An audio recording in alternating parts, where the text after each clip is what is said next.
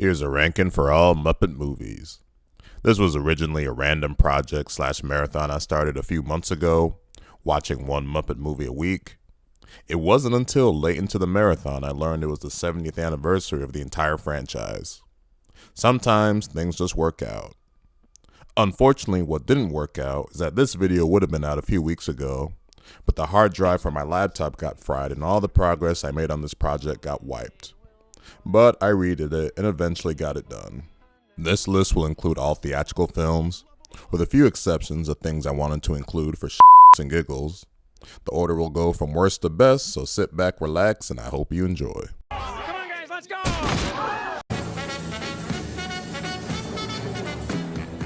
Muppets from Space answers the age-old question everyone's always had.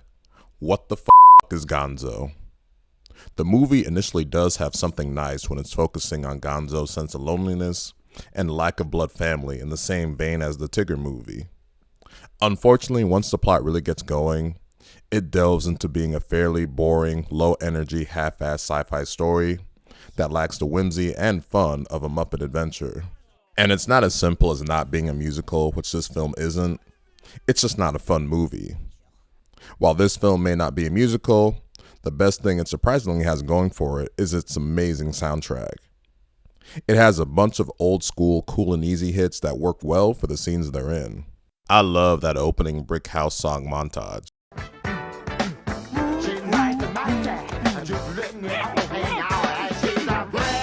Unfortunately, the movie peaks after that first 6 minutes. The film's poor quality led to a hiatus on theatrical Muppet movies from 1999 to 2011. Muppets from Space. No nostrils. How do you smell? Awful. Trust me, I'm his roommate.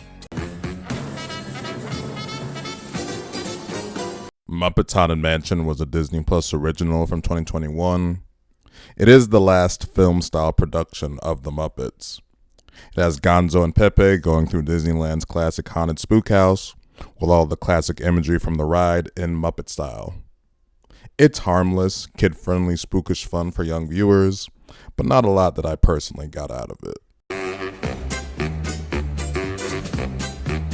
So The Muppet Wizard of Oz was a TV movie from 2005, but had a decent production value to make it look not too shabby besides a few poor CGI scenes. It's the classic wizard story with Ashanti in the role as Dorothy, encountering the Muppet Gang as the classic Oz characters. In the context of a 2005 TV movie, it's not that bad. They make good use as the main Muppets as the Oz characters, and I certainly didn't mind looking at Ashanti here, who was sexy as in the role as Dorothy. The rest of the movie is fine, surprisingly dark in the moments capturing the original story, where Scarecrow and Tin Thing are killed, or the Wicked Witch's death. But the Quentin Tarantino cameo has got to be the weirdest moment in a Muppet movie by far. I'm talking Oz in flames! Burn, baby, burn! The Great Muppet Caper was their second ever theatrical film. Released in 1981, it puts Kermit, Fozzie, and Gonzo in the role of investigative reporters who look into a case that sees Miss Piggy get entangled in a crime caper. There's some fun to this scenario, and the film on a technical level pulls off some impressive stuff with the Muppets. Miss Piggy's swim scene, and Muppets on bikes. I mean, how fucking cool is that? But the longer the film goes on, the less clever and fun it gets. By the time you get to the big rescue scene at the end, I personally was ready for the movie to be over. Watch for the Great Muppet Caper. What's a caper? I think it's a small chicken.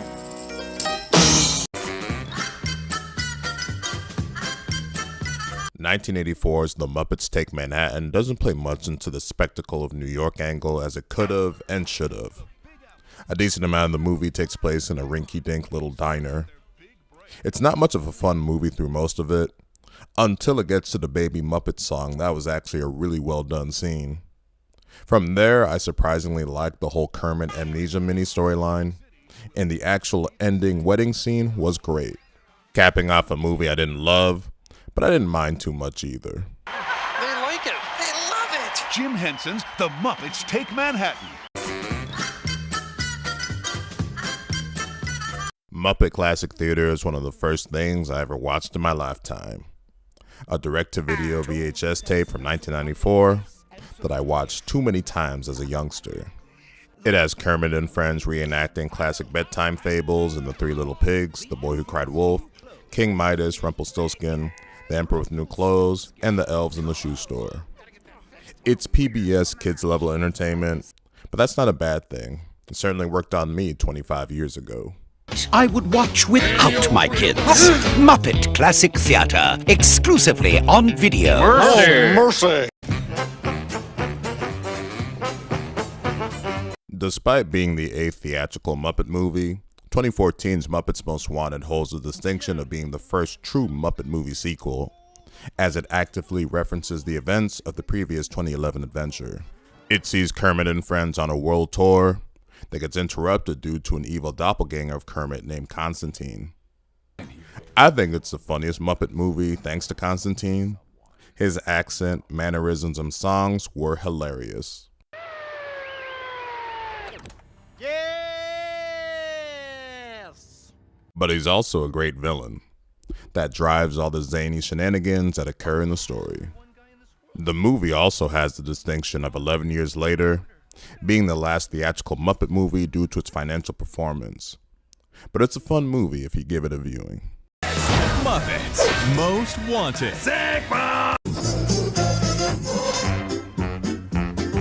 Muppet Treasure Island was the first Muppet movie I ever saw. Not in theaters when it came out in 1996, but it was one of my signature VHS tapes as a kid. The previous Muppet movie, to be named next in this ranking, showed that classic literature and Muppets is a good combo, and that works well for this movie as well. Whimsical pirate adventure with classic Muppet zaniness and fun. As silly as it sounds, Tim Curry gives the best non-puppet performance in a Muppet movie, as he was great as Long John Silver. Muppet Treasure Island. I'm starting to worry about this bridge. The Muppet Christmas Carol was the first Muppet movie after the death of Jim Henson. Even though it was released in 1992, in modern day it's probably the most watched Muppet movie due to being a yearly must-watch during the holiday season. There's been no shortage of film and television adaptations of the classic Charles Dickens tale, but the Muppet version is among the most iconic. It'll sound weird, but all the Muppets are perfectly cast in the role of the story's characters. Gonzo and Rizzo were great as the film's narrators, keeping you thoroughly entertained and laughing throughout. The only issue is that they're almost too good, and that they did overshadow Scrooge himself to some degree a lot of the time. That, and they didn't make Scrooge as mean and hard as they could have, but it's a kid's movie, so whatever, I guess. I love how the film looks. It just has this great storybook aesthetic to it that goes great along with the Muppets. You get a great Muppet movie and Christmas movie and a nice holiday package deal. From Jim Henson Productions, The Muppet Christmas Carol. God bless us, everyone. Whatever. 2011's The Muppets is a big-time, beautiful nostalgia fest. It has reverence for the legacy of the franchise and a story that gets back to the roots, centered around the original Muppet Show. The getting the band back together story works great for what the movie is going for, and the original gang's antics are balanced nicely with the newer characters. Jason Segel and Amy Adams as the human leads, and then Walter, the newest Muppet. It's amazing that a Muppet movie song will get an Oscar nomination, but that Man or Muppet song is really good, and there's some good fun to the other musical numbers. Some of the humor does fall a little flat, and there's probably too many celebrity cameos, but the overall movie is pretty wonderful. Ow, that hurt! The Muppets. The original Muppet movie from 1978 is where all the cinematic magic began. It's a road trip movie about the Muppets' initial rise to fame. The movie has a great initial setup of the Muppet gang watching an actual in-theater screening of the Muppet movie. The actual movie just has this great classical feel to it, which is a product of when it was released and watching it in the context of modern day. But it's got great songs, great fun, classic use of Muppet cameos, and just got that special magic you can only get from Jim Henson. There's just something about that final shot of the group singing Rainbow Connection that's just so magical and puts the cherry on top of what's still the best Muppet movie. I hear this movie is dynamite. Jim Henson's The Muppet Movie. And there you have it with a ranking of all Muppet movies. And given how it was the 70th anniversary of the franchise, it was an appropriate time as any to do this video. Unfortunately, I think in the modern day, it's a franchise that's in pretty big trouble in remaining relevant. It feels like the last generation where the Muppets had any real impact was the generation of kids from the 90s, my generation, where you had 3 movies produced in that decade. After that, it doesn't feel like modern generations are getting much out of the characters, and it feels at times that Disney isn't even sure what to do with the characters, even though they can still produce some quality stuff. I actually really liked that Office-style Muppet show that debuted on ABC a decade ago. I thought it was pretty damn funny upon rewatching it recently. And the recent Muppets Mayhem series on Disney Plus, which focused on the Electric Mayhem, was really good as well. TV is the way to go for the characters now, as I think the theatrical days for Kermit and Friends is over due to the inconsistent box office. There wasn't a lot of pomp and circumstance Disney did for the Muppets on its 70th anniversary. How exactly are they going to celebrate it? By tearing down their Muppet Vision 3D attraction in Disney World next month. Ouch. So that'll do it for this ranking of all Muppet movies. If you made it to the end of this video, thank you for watching. Oh,